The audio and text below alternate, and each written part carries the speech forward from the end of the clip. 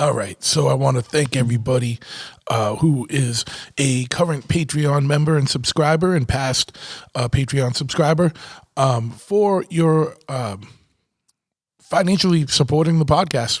You know, as simple as that. You guys are awesome. You put your money where your mouth is, and I can't even really express the depth of my gratitude for that. If you are looking, if you're a listener and you want to get involved in the Patreon, check it out at patreon.com/bigtruth. And you can sign up. There's 4 different levels of patronage there, and they all come with their own exclusive benefits. And I got more stuff planned in the works to make the Patreon stuff even cooler. So check it out at patreon.com/bigtruth. Now, if you are looking for motorcycle parts and or gear or whatever, you need to check out Old Bike Bond. Excuse me. Sorry, at oldbikebond.com or on Instagram at Old Bike Bond. They got everything you need for your custom, your stock bike, your chopper, cafe racer, desert sled, whatever you're doing. They got something there for you, and they got their own line of leather goods and knives and whatnot under the name White Knuckler brand. You need to check them out, oldbikebond.com or on Instagram at Old Bike Bond. Now, if you got issues with anxiety or depression or trouble sleeping or inflammation, you tore some shit at the gym, you're insomniac or whatever, you need to check out Cradle Lake Clear. They make the best CBD oil in the business. There's so many manufacturers out there now. It's like the Wild West. So don't trust some shit you get down at the bodega. Go to cradlelakeclear.com. They bring you through their whole extraction process and all the, they only use organic, like top of the line materials to make their CBD. Check them out, cradlelakeclear.com, on Instagram, cradlelakeclear. And if you use the promo code Big Truth at checkout, you get 20% off your order. Excuse me, I got something lodged in my throat tonight. I don't mean to keep coughing. I'm sorry about that. But yeah, cradlelakeclear.com, promo code Big Truth at checkout, 20% off your order. Now, while we're talking about 20% off and whatnot, if you got a dirty dingus, you know what I'm talking about. You got a hairy shaft, you look like a Sasquatch below the belt, you need to check out Manscaped over at manscaped.com. They got a ball razor called the a male groomer. Is a better way to say that maybe. They got a razor called the Lawnmower 4.0 that will hook you up down there. It's got ceramic coated blades that are make it less apt to get any cuts or nicks or anything. Scratches. You don't want your ball bag scratched. Nobody wants that. But you know what? Your partner doesn't want that thing squeaky clean and hairless. I'm sure they will appreciate that, your significant other.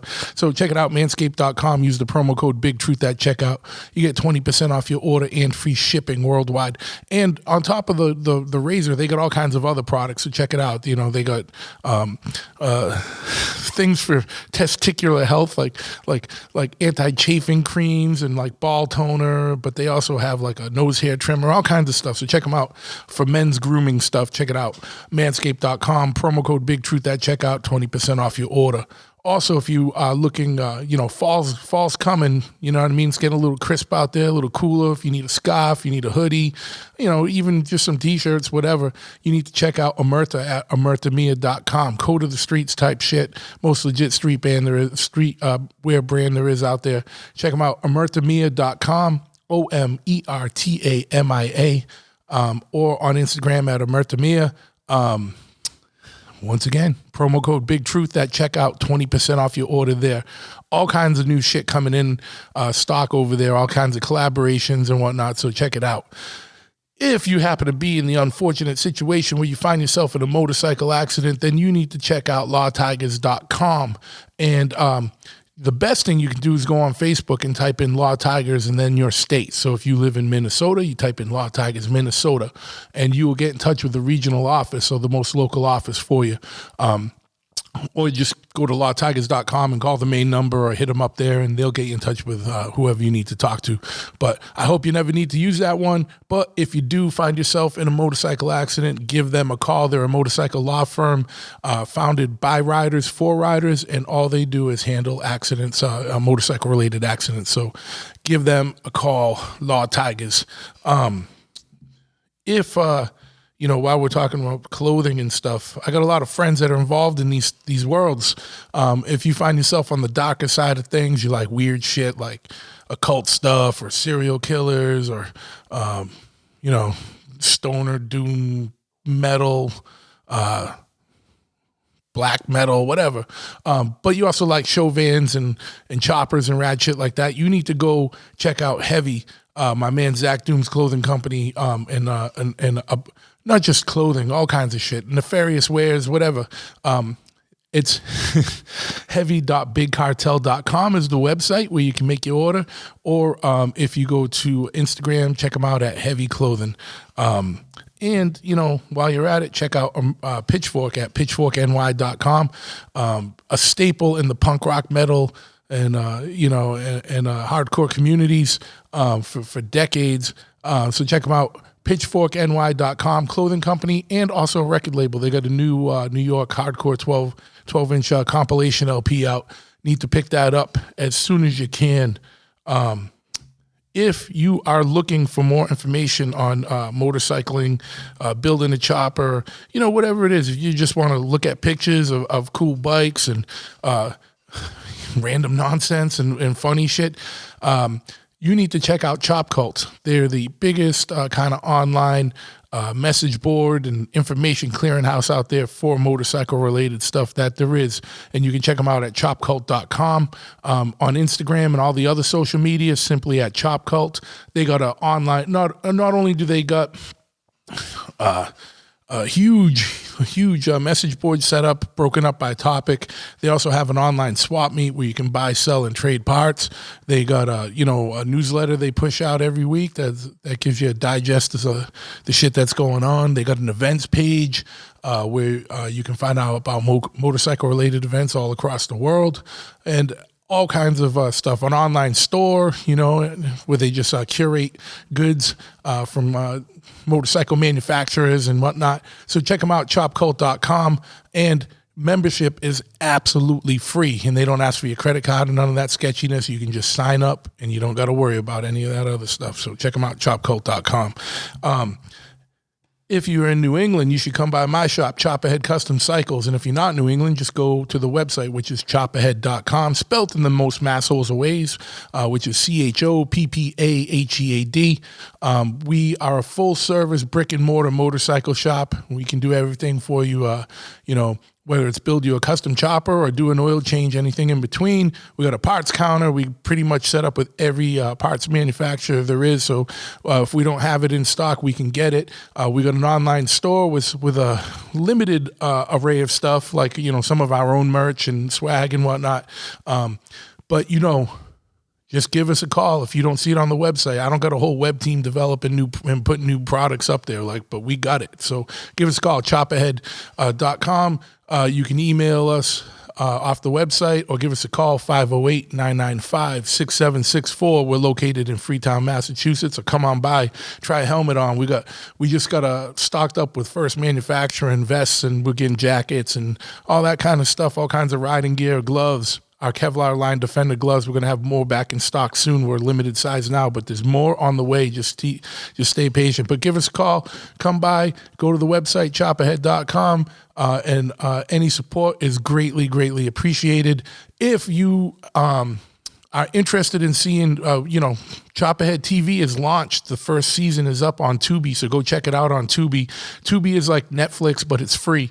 You might have to watch a couple commercials, but not a lot. Nothing annoying. And they got all kinds of rad old movies, all the old biker classics and stuff. So go to Tubi and just search Chopperhead TV and check out that first season. Give us some feedback. Let me know what you think.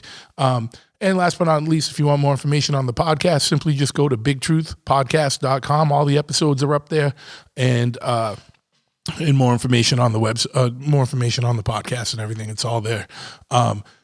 As always, make sure you spread the word. If you like this show, leave a review, leave stars, subscribe, post a comment. All that stuff helps it kind of get more notice in the algorithms, as they say, and it boosts it up a little bit. So please, that's the awesome way that you could help support and keep this show going and growing. All right, enough banter now. We're going to get into today's episode right now.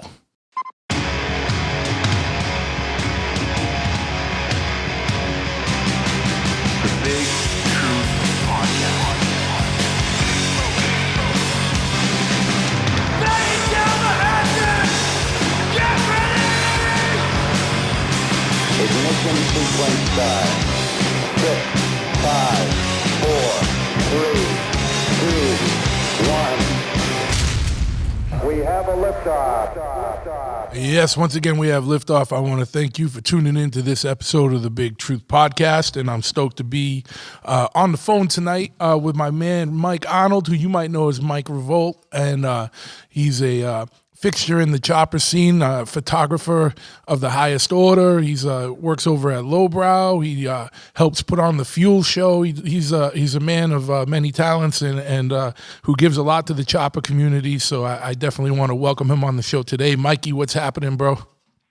My guy, how are you, dude? I haven't talked to you in I think a year or something like that. So it feels good to hear your voice and stoked to be a part of your podcast. Finally, we've been talking about getting on here for a while, so excited to be on it. No, absolutely, man. Stoked to have you on. You're sounding crystal clear. One of my plans was more to just bring the equipment this weekend and try and do them live, but it's way more important to kind of promote the show and whatnot. And so we do it over the phone now, and then we'll do something else down the line in person, because it's funner in person when you're sitting there interacting. But you guys are going to be so slammed all weekend anyway. You probably won't have got any time. You know what I mean? It's like you're a chicken with your head cut off when it comes to show planning. So breaking off for an hour is not usually a good way to do it during showtime anyway. No, absolutely not, dude. I know. From firsthand doing the full speed ahead stuff, man. It's just nonstop. The week before is definitely the countdown, and every day it gets crazier and crazier. Then the show happens, and then afterwards, it still ain't over. Still, you're just planning for next year. It's all over again. Absolutely, and just hope for not another pandemic or some weird shit that interferes with venues and fucking craziness there. And like you said, we haven't all sat in the same room in a long time, man. Because the usual show circuit has been so disrupted, and they're coming back now, but they're coming back at different times, or they're coming back different venues, or different. In a different season, you know what I mean? So it's kind of all scattered still, but I think next year, hopefully we all get back to real closer to normalcy at least, you know what I mean? Because it's been bananas.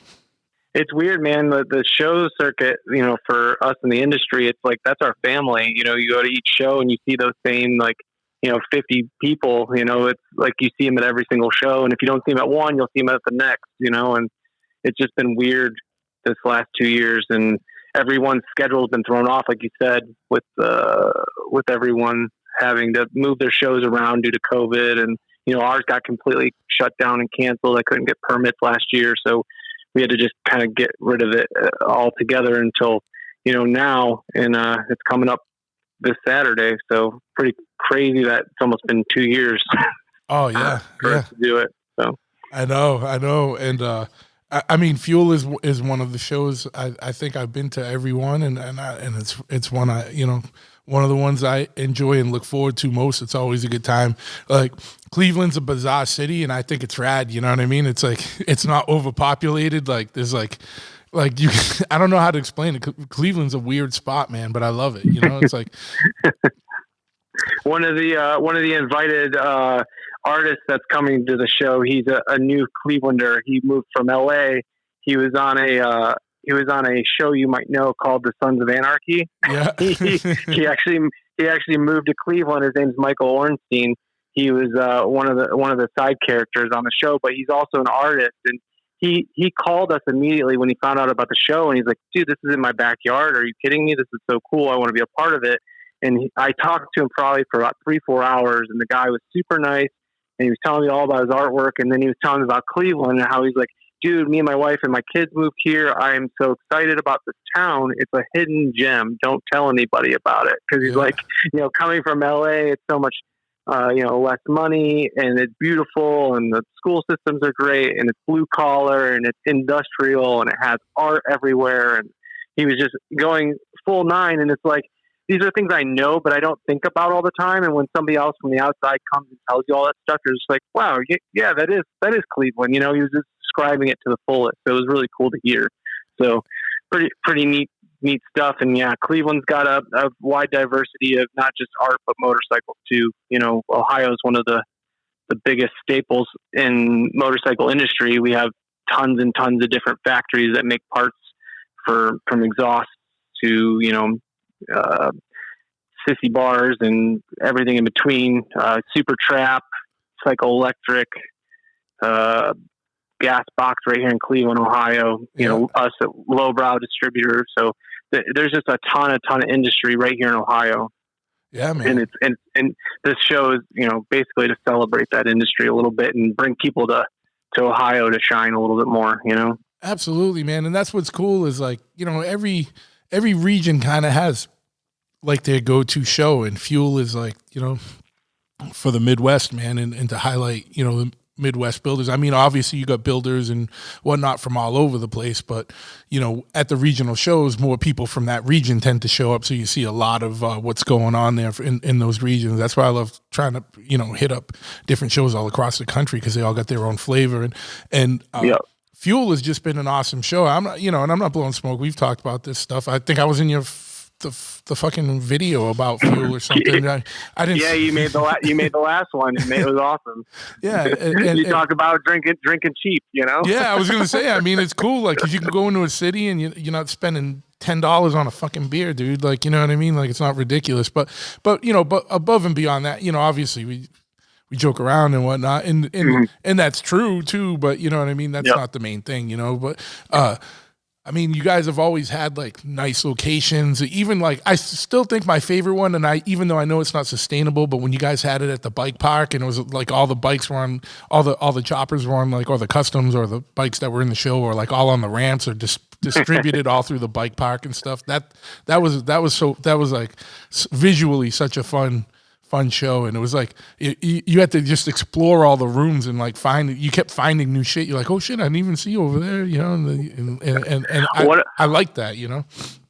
What a learning curve that show was too, because that was our second one. We were basically had no venue, and Ray's Mountain Bike Park is a really great staple of Cleveland. If you've never been, or you like BMX or bike riding, it's basically the mecca for indoor parks. But they reached out to us, one of the guys that works there, and was like, dude, we'll totally do the show here. And, walking around, like you said, room to room, we're like, we could put a bike on this. We could put a bike over here on this flat top, or what if you think a bike will balance on this ramp? And it was pretty fun. So, that's one thing with Fuel Cleveland. We've always just been trying to find new and cool ways to show people Cleveland. So we do change up the venues a lot. It's not the same venue every year. So everyone kind of gets to see a new part of Cleveland, Yeah, hell yeah, man. And but yeah, why don't since while we're talking about Fuel and it's coming up this weekend, why don't we just talk a little bit more about the show? Why don't you kind of get in the history of it and your involvement, and just kind of give a basic rundown of kind of like the crux of the show. It all started, Fuel Cleveland started basically an idea out of my head with Jesse Bassett from the Gas Box. We were sitting at the Brooklyn Invitational, and we're like, man, we just drove like 12 hours or whatever, 8 hours or 12 hours of, traffic and stuff in New York and hanging out. And we're like, this is cool and all. And I love the Brooklyn Invitational, but like, man, it would be cool to like do this in Cleveland. You know what I mean? Like, bring people to Cleveland, see some of the bikes and the builders in our area, showcase some artwork a little more detailed, and have more artists involved. And he was like, dude, that sounds like a bitchin' plan, but if we're going to do it, we need to do it with Lowbrow, because they're like, that's our home. You know what I mean? And he introduced me to Tyler, and I met Tyler once or twice, Tyler Malinky.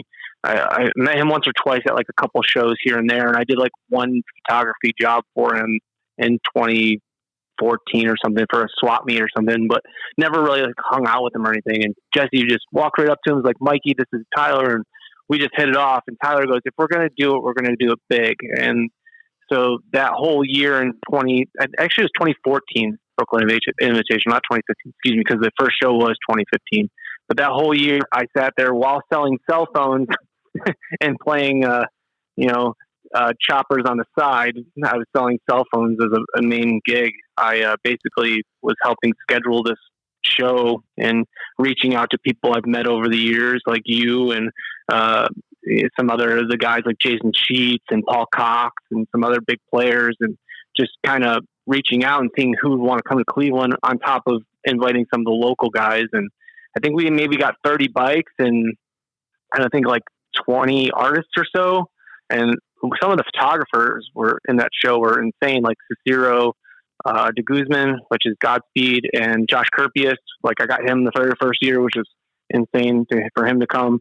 And it was crazy because we found this out of this world warehouse that this dude just had a bunch of radiators and garbage laying around, and we sweeped it all up and cleaned it for 3 days straight and made it, a at-home show. And I think 1,000 people showed up or more on that first show throughout the day, and it really just kind of hit everyone like, whoa, we did that and we did it right, and we gave away beer for free at that event, and the admission's always been free for fuel, but that very first one we set a precedent, like we're just going to give the show away to people, the public, give back to the public to make builders and artists shine.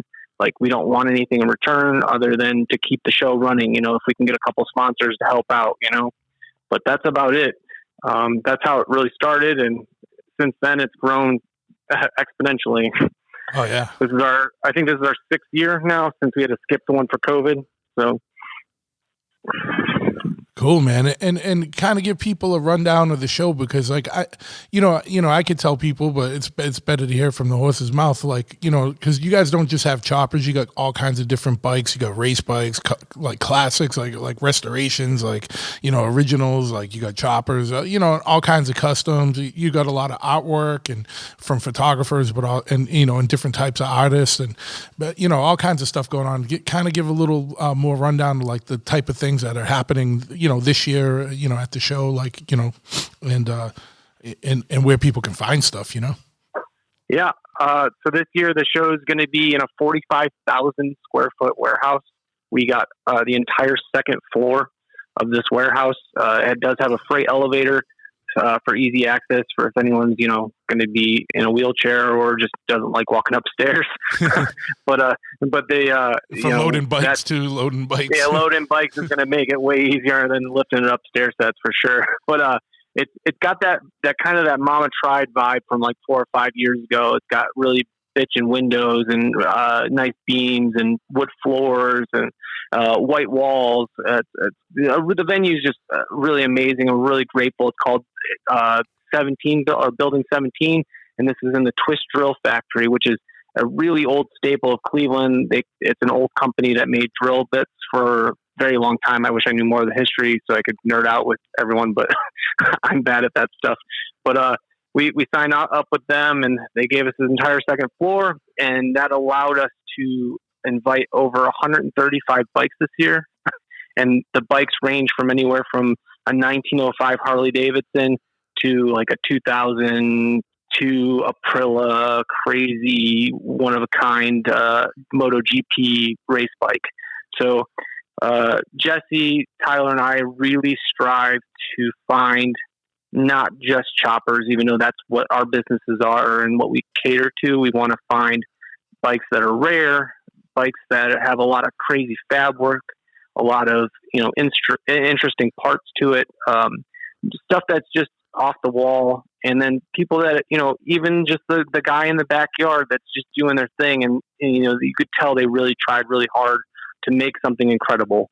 So we really strive to put all kinds of different bikes in there, and it's not just Harley based. We have Yamahas, Hondas, Nortons. There's even a Vincent coming from the Crawford Museum, which is in a local museum here that does mostly car and aviation. But those guys are actually doing a year of the motorcycles with Barber, and they got like 35 bikes of all different ranges as well, which is going on this weekend and also throughout the year in Cleveland. So lots of motorcycle goodness when it comes to this weekend for Cleveland. We also have over 50 artists this year. Wow. I don't usually do that many, but there's a dude that's bringing 30 different artists sissy bars that I don't know if you've been seeing on the internet. They're incredible. They all got like the same kind of sissy bar, but he said make some kind of art with it. And these people are going just off the chain with some of the stuff that they're doing. From devil chicken design to I'm trying to remember all the guys' names, but Troy Fab, even some guys that aren't artists that are actually just fab guys. They're like fabbing up some cool stuff with them. But so there's 30 different sissy bars that will be in the show. I have 10 painters that do different kind of paintings from mixed media and whatnot, and also digital design. And they're all either motorcycle related and or motorcycle kind of art. And then I have another 12 to 13 photographers that will be showcasing life culture stuff that is based on motorcycle, the motorcycle culture. So it could be anything from, epic trips in the Himalayas to, just riding to get ice cream and different kind of things like that. So I don't know. I love it all, and it's very inspiring. And the show is very inspiring because I've heard from a lot of people, man, I went to this show, and the minute I got home, I found a bike on Craigslist and I got it and I tore it apart, and I want to build one to be in your show next year. You know what I mean? Like, that's the kind of stuff that I love hearing. Yeah. Or a kid's like, hey, I wanted to take photography classes because I saw some cool photography in that show. You know what I mean? Like, that's the cool stuff. So that's what this is all about for us, is giving back to the community, letting other artists and builders shine, and hopefully inspiring some new blood in the mix too, Absolutely, man. Yeah, because we got to just keep it going with new generations and whatnot, for sure. Mm-hmm. But yeah, so anything else different going on this year than previous years? I mean, I know it's because it's November, it's a little colder, so put on a jacket if you're riding out.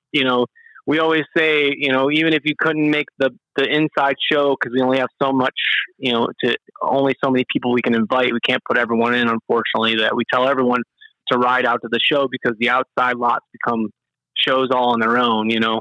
So we always encourage people to ride out, but it is going to be a little colder. So we do suggest, button up, wear a leather or something. And we do have heat in the building, and the show's usually always been half inside, half outside. The actual show's fully inside this year. So that is a little different for us.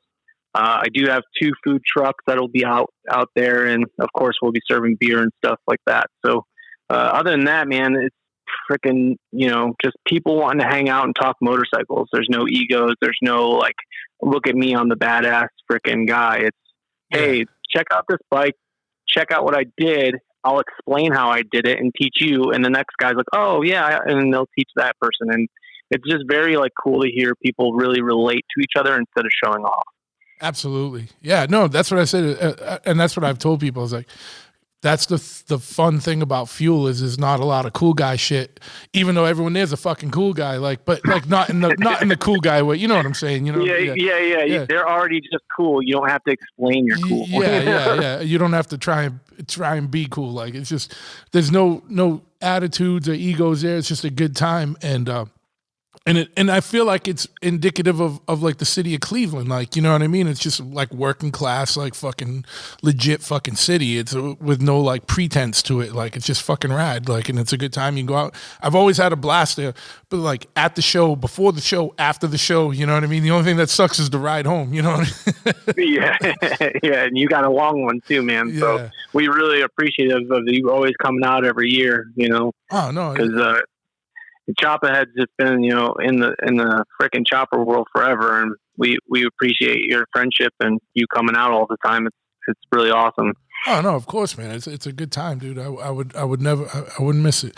You also have 45,000 square foot inside, man. That's legit footage. You know what I mean? Yeah. And the reason we got that much footage is, like I said, we had the whole show inside. I also forgot we have 70 plus vendors that'll be vending there. So showcasing anything from jewelry to artwork as well, to just even crafting parts and whatnot. Like different people, they hand make parts and they're going to be selling them. I know like CT Newman's bringing this is a secret, but I'm going to let it out the bag. He's bringing 10 boutique headlights that he made from scratch. That nice. It's like, that's it. 1 of 10. If you don't buy one there, you ain't getting it. You know what I mean? Yeah, Like, he's never making them again. Stuff like that. Like, you're just going to find some really cool one-off stuff. I'm going to have... And don't be a dick and have someone buy one of those for you. Let it go to people that are at the show and physically buying it off them. Just saying, don't be that guy. I think when they see the sticker, they might not be able to just get it by themselves. Yeah. That dude puts so much work into stuff, and he's so good. It's just it's unreal. So good work ain't cheap. Cheap work ain't good. That's you know what I mean. Like and especially with full custom handmade stuff. Like, be prepared to fucking.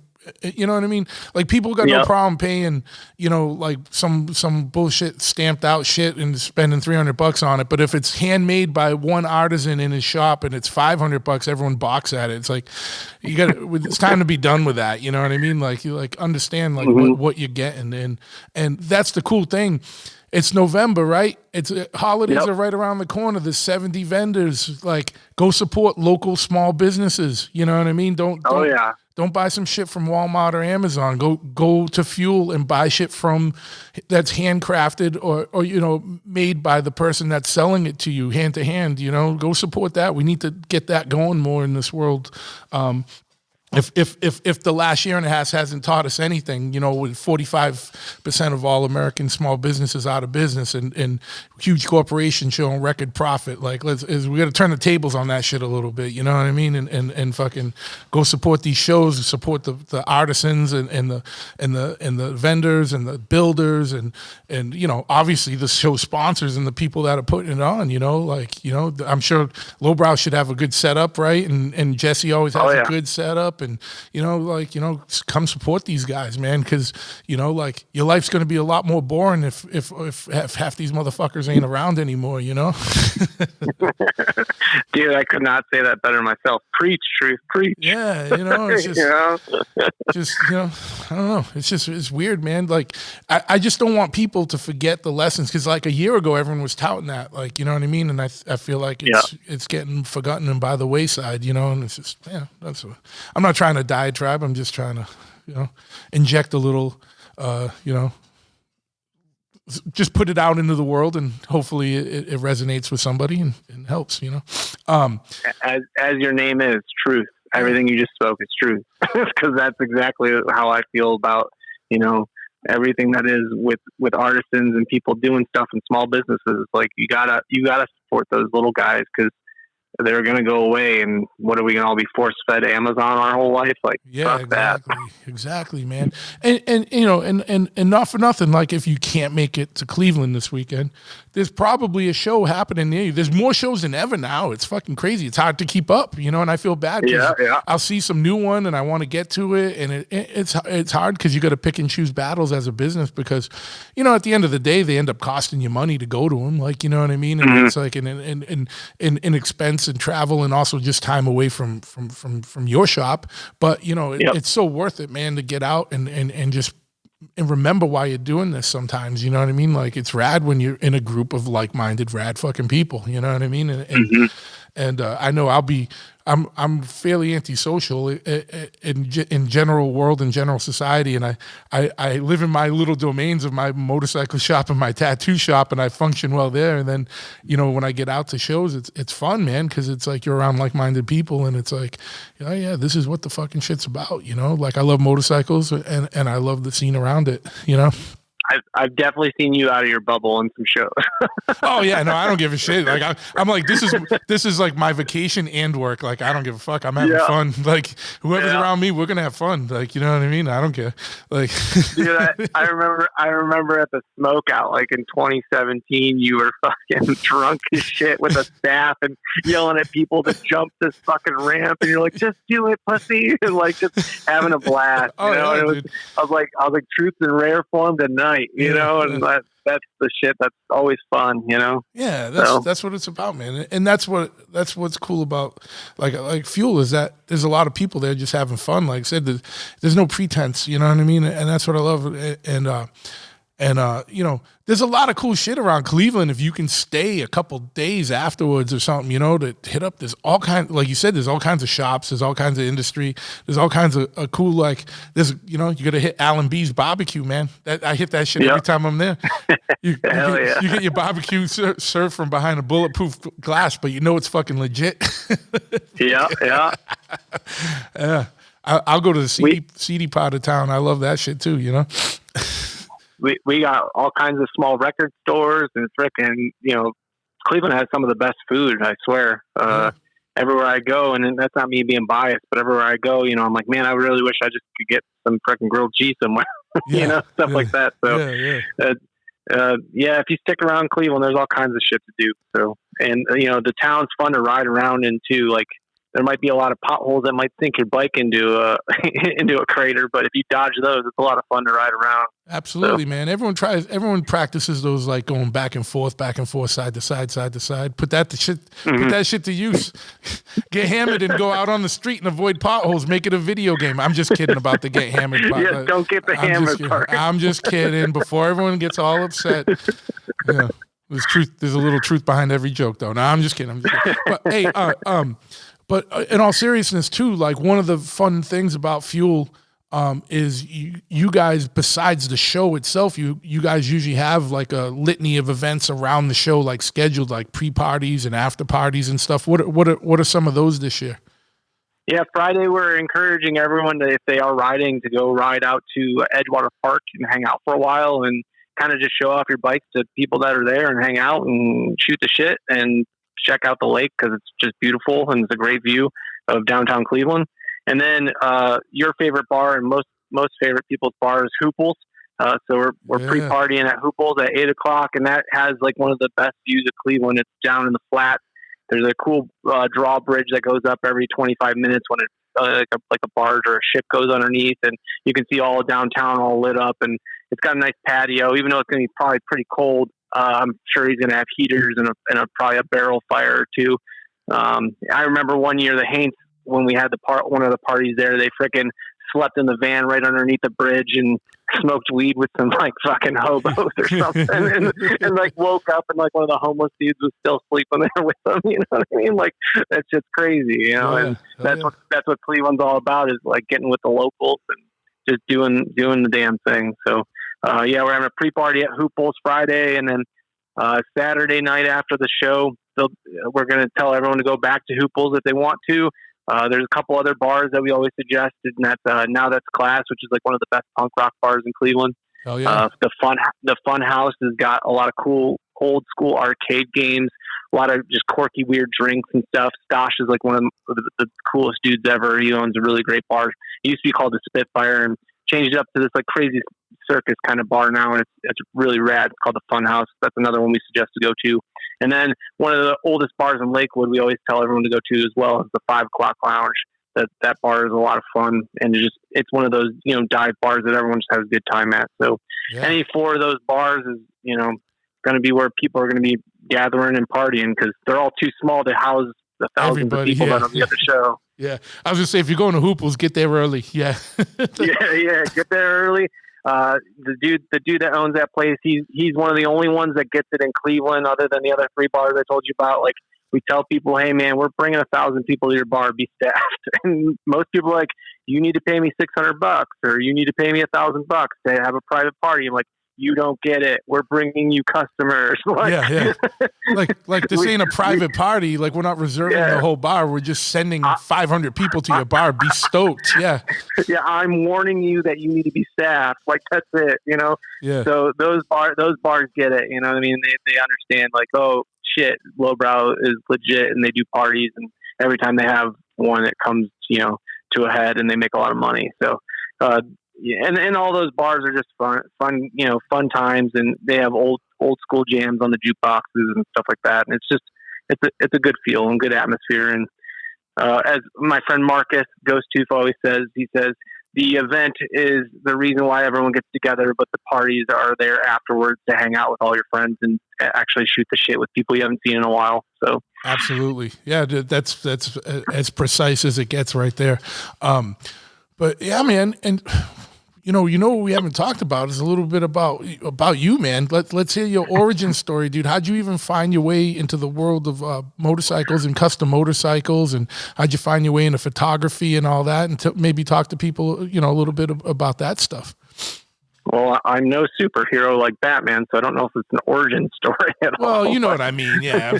I'm just playing. Yeah. But I think really I've been into motorcycles my whole life. My dad rode some old Hondas, like he had a Silver Wing. I grew up pretty poor, but like he was able to scrape together whatever little bit of money he could to get the Silver Wing running, and he etched his own glass like on the windshield and stuff, and I always would goo goo gaga over it. He would yell at me like, "Don't touch it," and he'd be fixing stuff, and I'd try to hammer a wrench. He'd be like, "That's a screwdriver," stuff like that. But my childhood was a little weird, and I skateboarded and played music for a long time, and motorcycles was always just kind of hanging out, and it wasn't like something that I could actually like feasibly afford at the time of like my mid, teens and late teens and early 20s. And around 25, I got my first bike, and it was a Harley Sportster like everyone else in the world, and just thought it was the coolest thing ever. And I rode that thing every freaking day. It didn't matter if it was fucking raining or anything. I tried to get on that bike as much as I could and learn as fast as I could. And unfortunately, my mom died about the same time that year I got that bike. So it was kind of like really heart-wrenching, and I didn't know what to do with my life, and I wasn't playing music anymore. So like the motorcycle was kind of freeing in a way to like get my mind off things, but it wasn't the whole thing. Yeah. So the creativity in me, like I have to like create art and do stuff, was not there. And one day my wife was yelling at me like, "Dude, you're becoming a piece of shit and all you do is drink all day. You need to straighten up or figure it out. Like, stop being a piece of shit." Yeah. And I saw her camera sitting on a desk, and I was like, "Babe, are you doing anything with that camera?" And she goes, "No, I'm not doing anything with the camera. I haven't touched it in a while. Just, you can use it, just don't break it." And I haven't looked back since I touched that camera. You know what I mean? Like, that's just been what it is. And going to different friends' parties and in test lighting and testing shots, and then went to car shows and motorcycle shows, and it just started snowballing to where like that's all I wanted to do was go to motorcycle shows and take motorcycle photos. And it became an obsession kind of thing. Yeah. And even like I told you before earlier, I was selling cell phones. If I wasn't selling cell phones, I was taking photos or riding to an event or something that had to do with choppers and motorcycles, and taking photos of that and submitting it to Chop Cult, which I thank Lisa Ballard every day for really introducing me to the world of most of the people I know, because without Chop Cult and her, I probably wouldn't have gone anywhere. So she really featured me on a lot of my early work, and got me noticed for some magazines and stuff. So no, absolutely. I mean, like that's what I try and tell people, and they're a sponsor of the show, and I always, I'm not saying like I can't, if you haven't been to Chop Cult, I can't stress enough, just go there. There's like literally, it's like the biggest information clearinghouse there is. For motorcycling, it's broken up by topic. It's easy to get to the shit, and there's just so much shit. It could be a little overwhelming, man. Especially if you got some boring ass 9-to-5 job, get on that shit. Yeah, for real. If you're a cubicle jockey, get on that shit, man. Like you will find some rad shit on there. You're like, I wish I had the time to go on there that I used to. That website is a digital show of like everything that accumulates of Fuel Cleveland and other shows. Like, because you find articles of just freaking people riding and having a great time, to forums, to buying parts, to like, supporting small business, to all of it. Like, she does all of that, that website. Like, and I, like I said, I'm super thankful that she noticed what I was doing and giving me the time to, feature some of my stuff on there. So I'm always grateful for her. And, after working with her, she introducing me to some magazines. I was getting featured in some magazines here and there. And I've always knew Lowbrow was local. And like I said, I was doing a couple jobs here and there for Tyler and whatnot, but I never really like hung out with him or knew him too much. And once we started that Fuel Cleveland show in 2014 and did the show in 2015, Tyler offered me a job at Lowbrow because he loved the show so much and how I took care of it and just was working nonstop on top of my normal job. He just saw my work ethic and he was like, dude, I need a photographer. I've been sending my product out to California for the last 5-6 years. And the shipping alone could be your salary. You know what I mean? And I was like, well, let's pump the brakes a little. I got to see what that salary looks like. But we talked, we talked it out and we talked it over. And after the Fuel Cleveland show, that first one, he hired me, and it was awesome because it's like, I didn't have an interview or anything. It was just, hey dude, do you want a job? Yeah. You know what I mean? Like it was kind of like a self-made just thing. And it was like, holy shit, that happened. And that's the best way when it grows organically. Like he had a need, he saw you could do that and fill that, and it just fucking worked out, you know? Yeah. And now I've been there, I think it's going to be 7 years in May, and it's just been rocking and rolling, man. And I love every minute of it. I get to be so creative with what I do and learn, and constantly learning like new techniques with video. You know, I always used to video like skateboarding and like ruckus videos, like CKY bullshit when I was a kid. Yeah. So like just having fun. I never thought that would be part of a job that I do. And that's what I do now is I make fucking films about shows, and I make films about how to take apart a Triumph, engine from start to finish with Todd. And it's mind blowing where my life has gone. And I couldn't be more grateful for the opportunities that have been, put in front of me. Sure. So, what's exactly your full role of what you do for Lowbrow? I mean, besides, I know you help make all, you do all like the movies and film stuff, but like what else? It was full-time social media, for a long time. I grew the numbers for their social media from, I think they had like 20,000 on Instagram and like maybe 70,000 on Facebook. We grew that to over 250,000 each in the last 5 years. And that was all my doing for the most part on growing those numbers. And then YouTube was very small. It was at like 4,000 followers or something like that. Cause he had like maybe like EDR on there from like back in the day and like one other movie and some other small snippets, but focusing really hard on that. And I think we're at like 75,000 now subscribers, which is insane. But my whole role now is Lowbrow staff photographer / videographer. And we actually have a social media person that her name is Amanda, who's really rocking and rolling. And I kind of have her under my wing, just kind of making sure that she's promoting the brand and doing the things that we need to be talked about. But for the most part, she's handling it now and doing a really amazing job too. So stoked to have help because, as a small business, you're doing 5, 6 things all the time.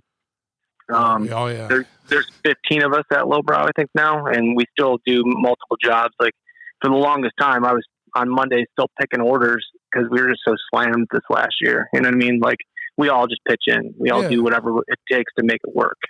So my official title is photographer, videographer, but it's all of our titles are all over guy.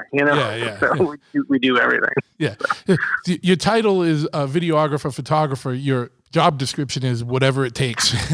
Yep. Yeah. And Gorgeous Greg and I always joke, man, we die for Lowbrow, do whatever it takes, and we always joke around about that, but it's true. Like we literally do anything we can to make sure that Lowbrow just continues to thrive and do as best we can. So. Yeah, well, like I've known Tyler a long time, like when he was just starting, and when you got a guy like that is running a company, he's going to take care of people, and then that's how you get people like repping for you and repping for like being so like you guys saying whatever it takes for Lowbrow, but because it's a cool fucking entity, you know what I mean? Like, and it's from the scene. It's not like some like corporate invader trying to cash in on shit. It's like, homegrown, and to me that's always the most beautiful stuff, It blows me away every day I look at his story. You know what I mean? Like from basically selling T-shirts out of his van at like the smoke out like 20 years ago to, operating in his back garage of, 5 bays and shipping out basically every day, where USPS one day was like, you can't ship from your house anymore. Yeah, you yeah. know, so like he would have, him and his brother would have to take packages to the fucking USPS or whatever to actually get shipped out to, you know, moving into the first building and now this building. And we just they're almost finished building another 12,000 square foot warehouse onto our building right now. So yeah. like, just to see his growth over the last, you know, 15 years or more, it's just, it's insane. So to be a part of it and help his vision go and, you know, make sure that what he wants to put out in the world is looking good. That's my job. And that's what I try to do. And I think I'm doing okay because he's keeping me around. So. Hell yeah, man. Like, I mean, you know, and not for nothing. Like I've told you this before. Like your eye is impeccable, man. Like photography and video wise. So of course it's gonna keep you around. Thanks, man. I appreciate it. That's very nice of you to say. It's always weird to hear compliments because I just do my thing. You know what I mean? I'm always just trying to be the best I can at what I am. And every day as an artist, you're still like, fuck, that sucks. And you're like, it doesn't suck in real life, but in your mind, you're just like, I got to do better. So yeah, but I appreciate the compliments, man. But that's what keeps you growing. You know, too often in this world, like you just hear about haters and people talking shit. Like, you know, like it's important just for people to pay respect where it's due, and it doesn't fucking hurt you to give a compliment if there's some shit you appreciate. Don't just sit on like your appreciation. Let the motherfuckers know, man. You know, it's just fucking crazy. Like, you're quick to run your mouth when you fucking don't like something. Run your mouth when you do like something. You know. Yeah, there's lots of non-praise when it comes to doing good things in this world, unfortunately, which it sucks, man. I wish humanity would take your advice and definitely give a little more shout outs to people that they really enjoy, you know. Oh hell yeah. That's another thing with Fuel is the people we invite. Like, it's a lot. We want to celebrate them and, you know, freaking say, dude, check out this guy's work. It's insane. You know, they're amazing. Check them out. You know, because not everyone has that voice. So yeah, that's, you know, what it is. Tell me a little bit, or tell, you know, I know some of the story, but probably not all. That's my favorite thing, to be quite honest with you. This podcast, like the main reason why I do it is because for the most part, there's been some people on here that I don't know, but so far, 90 whatever % of the people that have been on the podcast have been people I know. And no matter what, I learn new shit about somebody, because it's you know, it's me and you shooting the shit, but it's also not just normal shooting the shit. So there's a little more pointed, there's a little more different kind of context to the conversation. So I always end up learning shit about people that I didn't know. But you know, maybe kind of give people the heads up on what like Forever the Chaos Life is about. And do you plan to do any more books? Because I remember when your book came out, dude, I sold the shit out of them here, man. People were digging it like pretty fucking hard. I was pushing that shit on people because it's fucking rad, dude, you know, like, and, you know, tell people about, you know, the concept of Forever the Chaos Life and what that's about and like stuff you've done with that. Before Lowbrow was a thing and I was just doing some stuff on Chop Cult, there wasn't like anywhere for me to put stuff. Like social media, like Instagram was not as popular as it is now and things like that, and where everyone just posts everything about their life. So blogs were a fucking thing. Remember when blogs were a thing? I do. You know what I mean? I used to follow a shit ton of blogs, and that was like the thing was like, you make a blog, you need a name for the blog. So Josh Kurpius, for example, one of his blogs was Kimosabi in the Lodge. It was like a weird name, but like that was cool. It was like, that was the name. Or it was like some kind of like punk rock / like entity of like music. Like you just had to make some kind of name for your thing. So I one night came up with Forever the Chaos Life, and I was like, that's going to be my blog. And that's what it's going to be about, is documenting the chaotic shit that people do on motorcycles. Cause let's be real, motorcycles are fucking dangerous. You know what I mean? Like, oh, yeah. And I don't know if you know, but I don't know if a lot of people know, but a lot of my imagery that I shoot is off of my motorcycle. It's me hanging off my motorcycle, shooting, which is even more photos. dangerous. Yeah. So the whole name encompassed everything that I'm already doing and what I'm documenting. So I thought of that, and it's just kind of stuck over the years. So I made that back in 2010 or 9, I believe. The name, and then had like a blog spot and just kind of posted different photo adventures and wrote some blog stuff. And wrote some different articles and whatnot for myself even, you know what I mean? If it wasn't for a magazine or a blog for anyone else, it was for my own. So that's kind of where I just kind of dumped everything. Yeah. And then it spiraled into like, well, shit, I have so much images that people have never even laid eyes onto or even seen in this blog. Maybe I should put a book together. So I put a book together of my 2013 to 2016 travels and released that in 2017. And I separated that into like different groups of like regions, basically Midwest, East Coast, California, so like West Coast area, Mexico, and Canada. And I kind of separated those and then wrote maybe I think like 12 or 13 stories to go along with some of them, or poems or things that I just felt at the time. Yeah.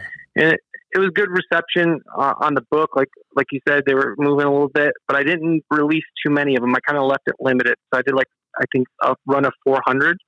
Okay. And also I did not like the printer that I used. I'll never use them again. I won't say their name or anything, but the books, some of them fell apart and I felt so fucking bad. You know what I mean? Like the bindings were falling apart, and it was one of those things, like another learning curve. Like, don't, make sure to get a proof before you print off all these books and cost you thousands of dollars, Yeah. But, I can't imagine it being cheap to print a whole book like that, especially like a hardcover. Yeah. Yeah. It was a hardcover over 100 pages. So, I mean, that's a thick coffee table book. And I was, I'm proud of it. It was one thing I did. And I'm still kicking myself to do number 2. Okay. My buddy who passed away a few years ago, Timo Caro, he goes by Tim Tigerblood from Instagram. He's from Australia. He passed away a couple years ago, but he released his second book and he sent it to me. He's like, I can't wait to see yours, mate. So I still owe him a second book, so I got to put it out soon and honor him in memory of him. So yeah, man, for sure. And I've with being with Lowbrow, I've had even more travels and been able to see more of the world, and I have a lot more images that no one's ever seen. So slowly working on it. Yeah. I kind of have a name for it already. Yeah, you just have you have more images and stuff. You just have less time to go through and select them and process them and do all the stuff you need to do and put a book together. Yeah, exactly. And I'm grateful that I have an amazing graphic designer in my wife. Yeah. She's a designer for web apps for Progressive Insurance. So she designs like the web experience on your mobile phone and stuff. But she's also like been designing all her life for websites and other things. So she really helped lay out the first book, and she keeps, writing on my whiteboard of goals, like, hey, your deadline's coming up soon. I'm picking images and then I'll help you lay it out. You know what I mean? So she's motivating me a bunch to do it, and God bless her soul for being, big part of my life and motivator. You know what I mean? Hell yeah, man. That's rad. You need a partner in crime but also someone that pushes you so to do the things you need to do. You know what I mean? Or to reach your penultimate. You know what I mean? Yeah. And it also helps in life that she loves motorcycles too and loves riding them just the same as much as me. So it makes going on adventures together just that much more pleasant. You know what I mean? Like, she gets on her bike and just rips it. And it's great that she'd be like, hey, let's go here. And we're gone. You know what I mean? Or instead, I know some guys fight tooth and nail to leave home because their women don't want to do that stuff. So very grateful on that aspect as well. Oh yeah, man. So yeah, I'm stoked to hear that the second book is still in the works. This is full disclosure, man. I'm so bummed. Like when the first one came out, I bought some off you, and I had them and they sold, and I think I got some more or whatever. And then like I forgot to take it off the site, and then like a while later, like I sold one, and I was like, oh man. And I think they were already, you couldn't get them, Yep. And I was like, damn it, I had to give some dude my personal one. Like, I was like, you know what? I was like, God damn, you know what I mean? But I was like, I'm so mad, because especially now you said, oh, there was only 400. I'm like, fuck. I'm thinking about releasing, when I do that second book, re-releasing that first one with whatever printer I find to do a new copy. And also, like, I'm probably going to offer like a discount code to anyone that bought that first one, like to buy the new one if they want it, Cool. and or the re-release kind of thing, like a discount, like, hey, sorry, that fucking printer sucks so bad, like, here's some money off on this, because like they're not cheap, obviously. Like I was charging, I think 75 or $100 a book, you know what I mean? And that's a lot of coin for somebody to dish out. And I'm again grateful that so many people bought them, but like I felt so shitty when some people were like, they falling apart on me, and I'm like, I don't know what to do, you know. So I'm definitely going to offer a discount to those people that, you know, bought a book beforehand, you know, hey, send me a picture, I'll send you a discount, you know, you have the book or something, just to prove it, you know what I mean? Like, I don't know, but that's just one of my ideas and whatnot. I'm always thinking of ways to help people and just get the art out there, I guess, you know? Yeah, no, absolutely, man.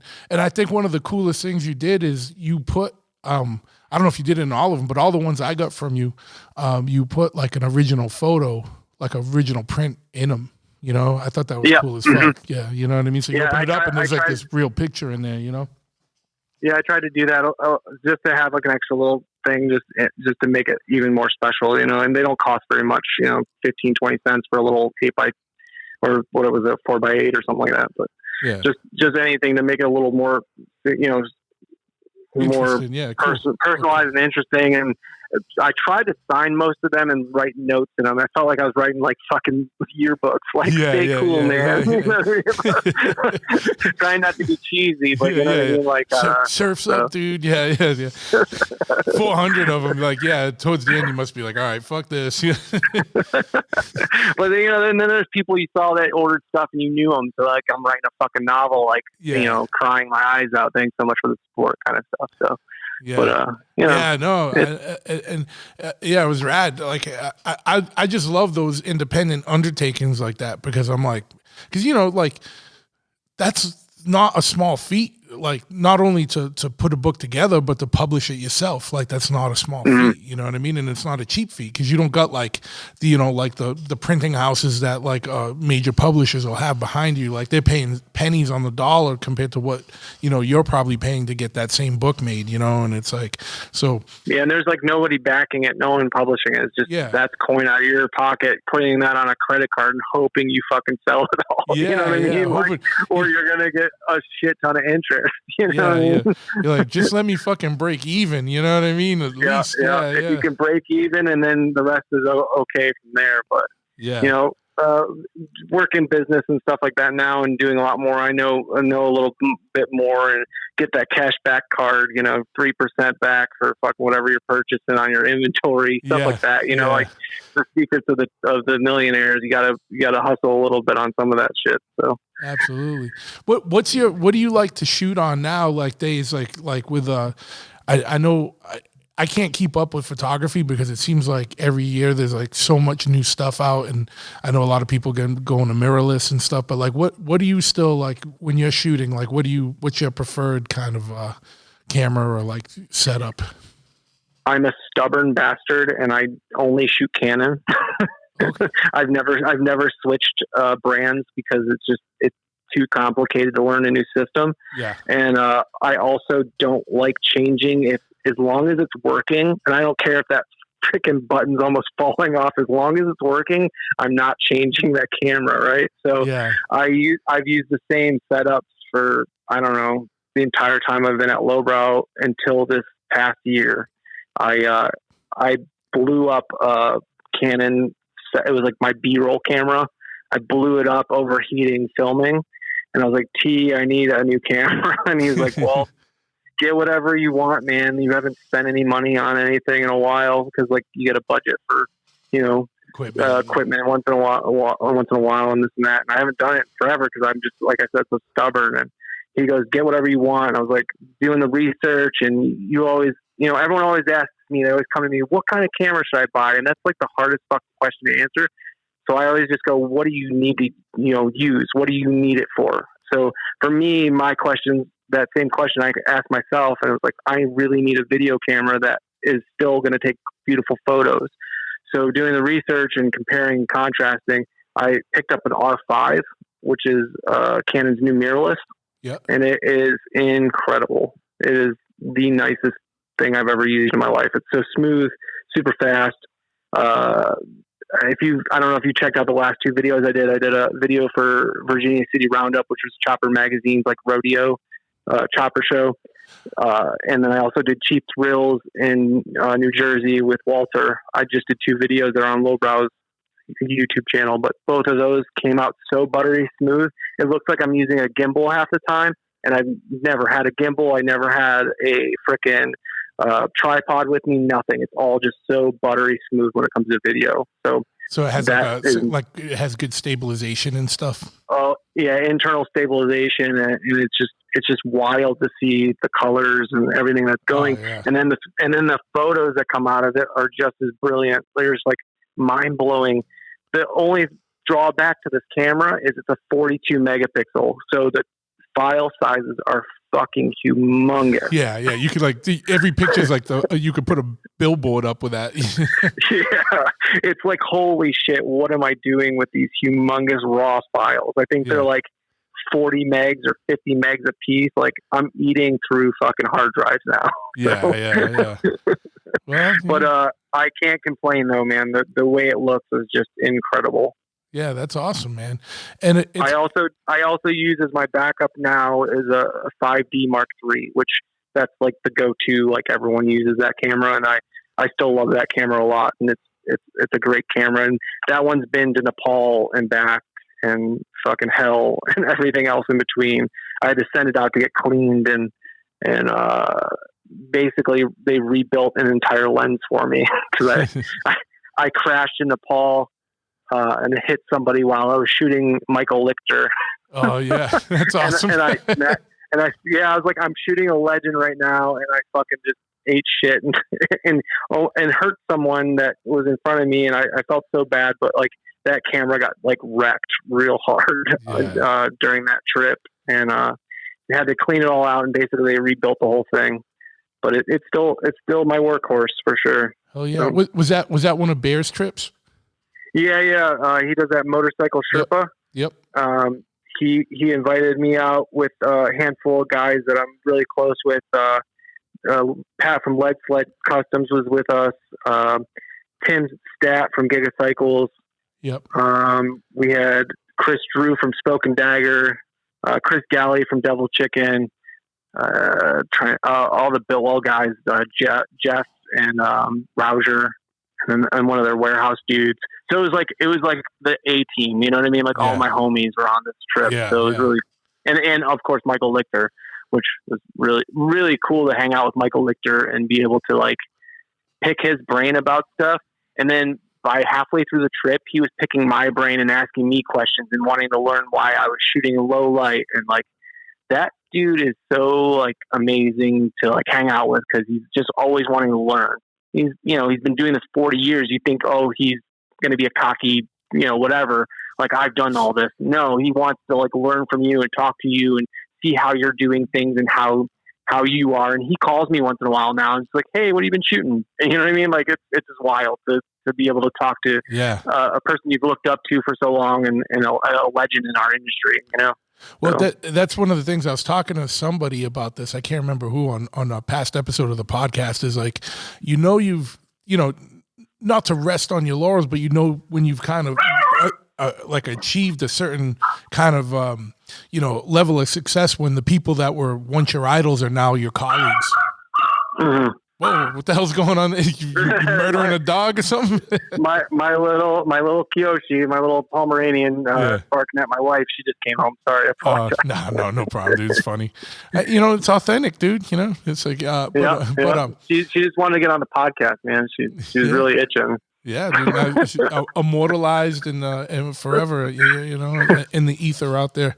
But yeah, dude, fucking, what else is going on, man? Like, we could do a whole separate podcast just on those trips because I think I was supposed to go on that one because I remember him saying Lichter was going and I think he had mentioned you and a couple other people and I'm not like pushing it off. It's just like literally it's so hard to get the time like that much time. It's 2.5 weeks, man. Plus you're traveling. You know what I mean? Like it's 2 weeks of amazing riding. Yeah. On top of you're going to have to fly for 2 days.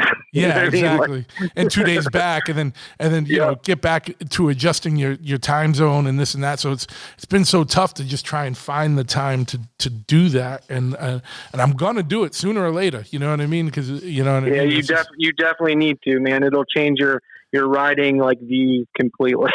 Like it's just a whole nother world, literally. Yeah. Did you do that proverbial like that bridge where you got to stand up and drive across the big what do they call it, those the rope bridges and stuff? Yeah, we did one. I did one that was over a half mile off the ground, which was insanity. Like to look down and be able to see completely through the bridge and just keep straight. And then you have your locals just kind of walking it, and they don't care if motorcycles are on it because there's no rules out there when it comes to riding or doing anything. Yeah. So like you're having to like dodge a person on this skinny ass bridge without hitting them. You know what I mean? And not losing your balance and not dropping the bike into these ropes. And it's just wild. Yeah. God damn, yeah, that must be fucking rad. Yeah, I can't wait. We gave away one of those trips at one of Full Speed Aheads, and the dude's still around here sometime. I got to talk to him about it too. Like, but yeah, dude, like, what else is going on, man? I know this is like the week, you're like, what are we like 3-4 days out from the show, so I know you got to be mad busy, but like anything else you want to hit on and now, like and then if not, we can continue another time, because I know I'm trying to just be respectful of time, because I know I'm sure you got a million things fucking going on right now. I'm literally trying to like relax as much as possible, being that this is the 6th show. I've literally delegated and or like tried to get as many people on board to like do things for me for this one. Yeah. So we have a new manager at Lowbrow. His name's Dan, and he's like the general manager of the warehouse and whatnot. And we asked him like, dude, do you think you would want to manage the show? And he was like, hell yeah, that'd be awesome. And he's taken it, full reins, basically hired all the people I need for help, and just organizing everything when it comes to that. Like today was the last piece of the puzzle. This is a dumb problem to have, but we needed ice, and no one delivered ice. And we're like, where the fuck do you get ice? And he found it, figured it out, and we got a pallet of ice coming Saturday. And I was like, that was the last real piece, which is a stupid piece, but like it's got to get done. And a lot of people don't think of that shit. You know what I mean? Like that's part of the show organization, is you got to have everything, because you don't want to run around for 2 hours trying to find 15 different gas stations that get 5 bags of ice at each. You know what I mean? Like dumb shit like that. Yeah. So we're just super grateful to have him, and like he's just a go getter. Like that dude just wants to work, and he's a workhorse, and he's just made Lowbrow better, and he's made Fuel Cleveland hopefully even more better, and allowing me to relax a little more. Well, hell yeah, man. Hell yeah, dude. So other than that, man, I just released a new Misfit T-Shirt, which is pretty sick. Not that they know about it. What's that? Not that they know about it, but I worked with this dude from Czechoslovakia. His name's Lucas Kroll, and he's just a phenomenal graphic designer. And I was like, dude, I've been listening to a shit ton of Misfits lately, and I was like, can you somehow incorporate one of my photos, a graveyard, and the Crimson Skull? You know what I mean? And he was like, oh yeah, sure, just give me some reference points. So I sent him a picture I took of Marcus Ghosttooth from Terminal Speed, of one of his bikes and him riding it, and he turned him into Jerry Only, and then drew 2 other choppers and put one of the Crimson Skull dudes riding a chopper in a graveyard, and he made like Forever the Chaos Life in this fucking sick ass punk rock metal font, and just super stoked on a T-shirt. I know it's silly to have be stoked on a T-shirt, but I don't know, it's just a fun project. You know what I mean? Yeah, no, not at all, dude. I get stoked on that shit too. I got to see that thing. I don't think I saw that. So is it on your Instagram? Yeah, it's on my Instagram, and then it's also on Lowbrow. One of the benefits of working at Lowbrow is I can actually distribute some of my stuff now there, which is another cool thing. When I do release that book, hopefully we'll have that on there as well. You know what I mean? And being able to ship worldwide and offer that service to people, because as me, a little guy, shipping worldwide is insanely expensive. And the difference in shipping now from when you put that book out? is, you know, as you know, it's fucking probably doubled since, if not more. Even if you put it as media mail, it's still fucking a ton of money. Like, it's just, and then good luck getting it in a timely fashion too on some services, unfortunately. Yeah, it's crazy. It's madhouse out there right now, dude. Yeah. But yeah, dude. So where can people find out more about like you and what you got going on? You know, give out some of the websites. I'm going to put them all in the show notes as well. Like, you know, obviously I'll put Lowbrow and fuelcleveland.com and all that. But what are some of the, websites or, social media pages where people can find some of your work on? So I changed my blog over from a blog spot to an actual like real website host and server. So it's not a blog anymore, but it's just foreverthecastlife.com. You can go there and check out some of my work. You can also see some of my items I have for sale. I have a handful of T-shirts, hats, prints. I still sell prints. And I also do, and I don't think a lot of people know this, but if you see anything that I've ever taken, I will print that off for you in any size you want. So like you could screenshot it, send me a message and say, I want it in this size, and I'll give you a quote on what it would be and print that off for you.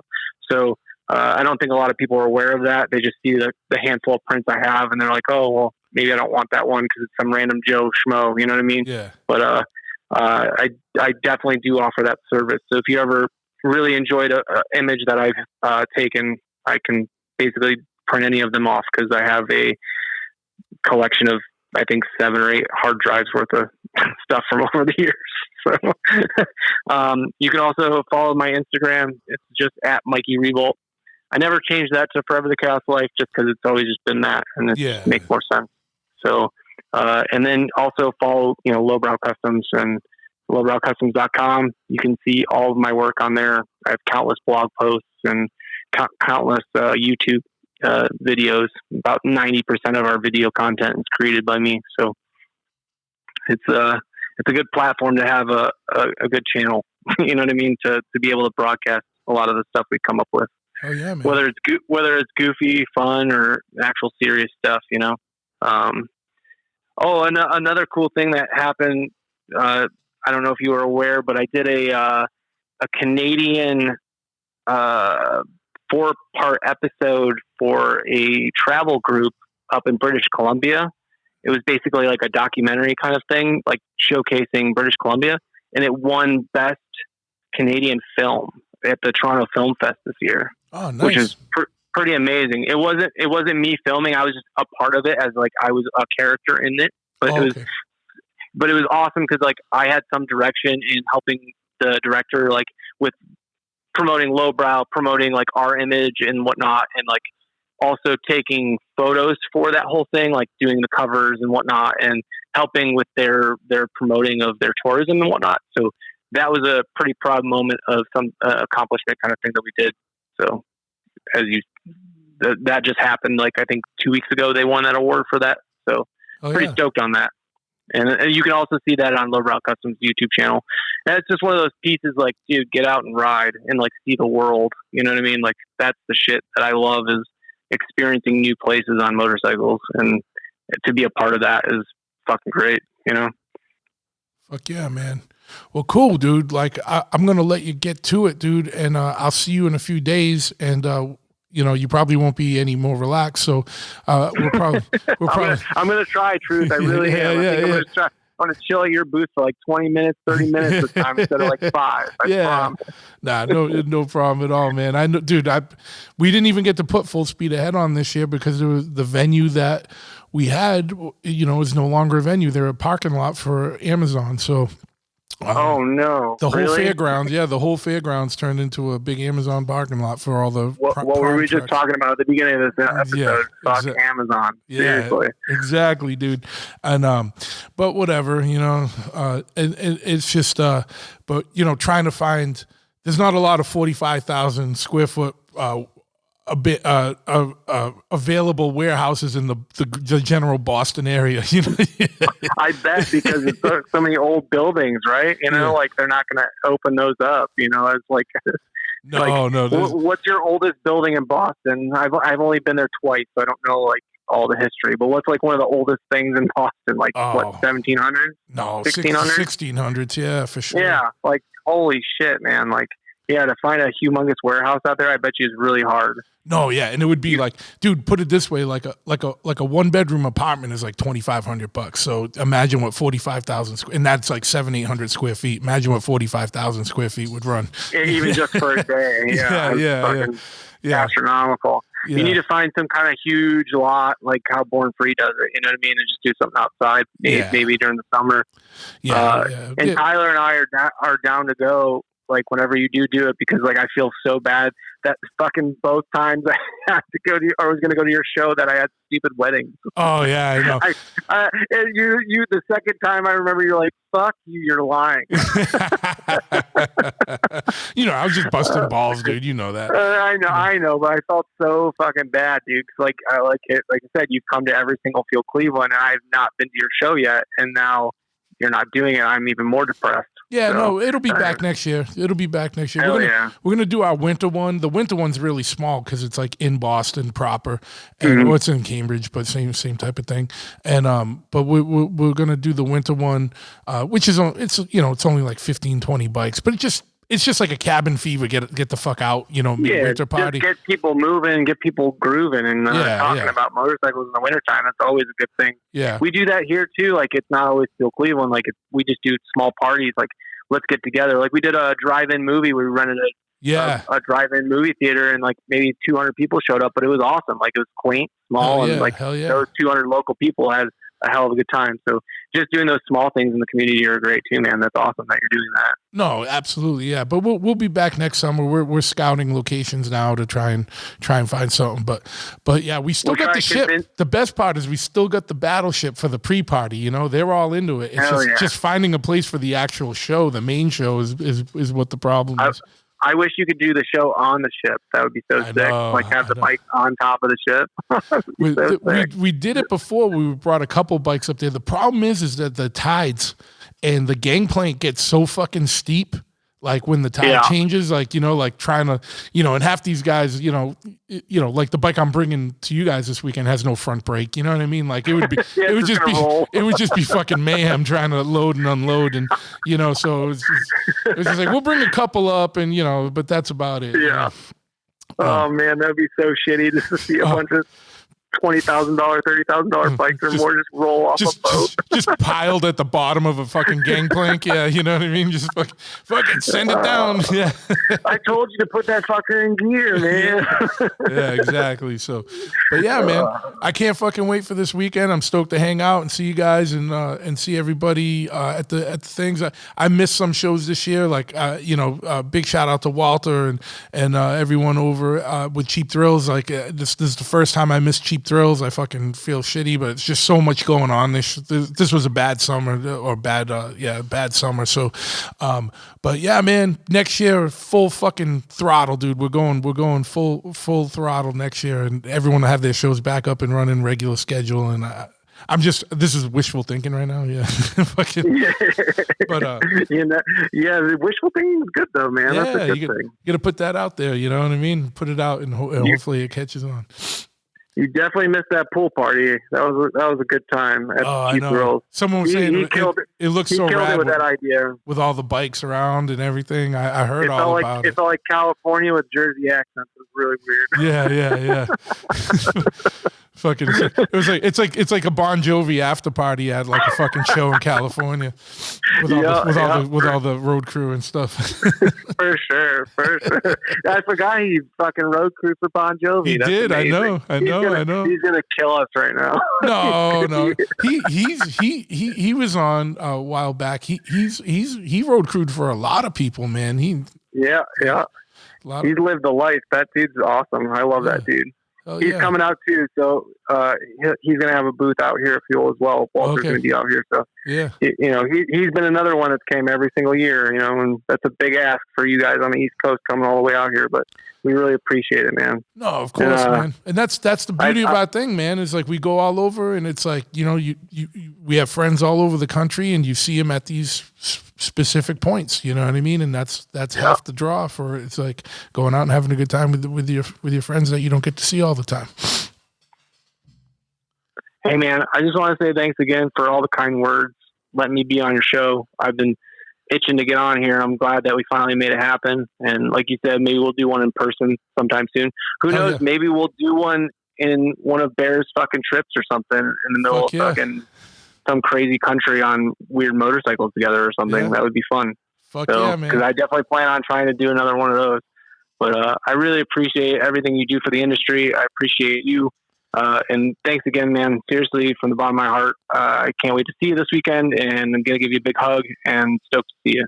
Right back at you, bro. And we'll hang out in a couple days. Until then, I'm going to put this episode out tonight. I'm going to run and jump right on it so we can get it out tonight and have a few days for it to air. But so hopefully we get some more people to get off their ass and motivate some people to get down the fuel. I know it's already going to be packed anyway, but hopefully we get some more people there, because the more the merrier, right? Yeah, and it's free, man. It's free. Everyone come out. It's completely free. That's the best part, waste a man. minute. It's absolutely a big fucking null set. You know what I mean? It costs you nothing to go. You know, other than your time to get there. You know. Yep, time and gas, and that's okay. Hell yeah! All right, bud. All right, we'll talk soon, man. I'll see you in a few days. All right, brother. Talk to you. Brother.